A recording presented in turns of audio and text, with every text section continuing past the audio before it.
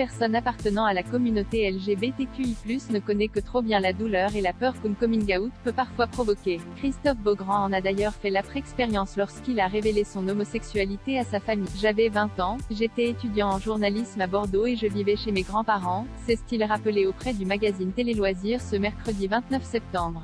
Et lorsqu'il a choisi de jouer carte sur table avec son grand-père, il n'a pas eu droit au soutien qu'il souhaitait. En apprenant que j'étais homo, mon grand-père m'a chassé de la maison et ne m'a plus adressé la parole. Un geste auquel de nombreux hommes homosexuels, femmes lesbiennes, personnes transgenres ou non-binaires, ou autres, ont encore droit. Les tensions entre Christophe Beaugrand et son grand-père ne se sont pas apaisées. Le deuil d'un autre membre de leur famille n'a pas réussi à les réunir. L'animateur a confié que son grand-père a même refusé de lui adresser la parole aux obsèques de son père, mort des suites d'un cancer au début des années 2000.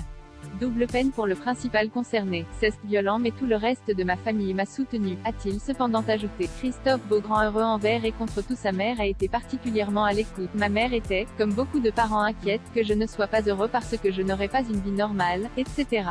C'est rappelé Christ. Elle a cependant été prête à tout pour que son fils puisse nager en plein bonheur. Elle est allée voir une psy qui l'a rassurée. J'ai de la chance d'avoir une mère aimante qui m'a beaucoup aidée. Et c'est sans doute grâce à ce soutien indéfectible que Christophe Beaugrand a pu vivre pleinement son homosexualité au fil des années. Avant de trouver l'amour et de fonder une famille dont il rêvait. Prêt à partager sa joie d'être père, il a accueilli un petit Valentin grâce à la GPA avec son mari Guylain. Il raconte cette aventure dans son ouvrage « Fils à papa », à paraître le 7 octobre 2021.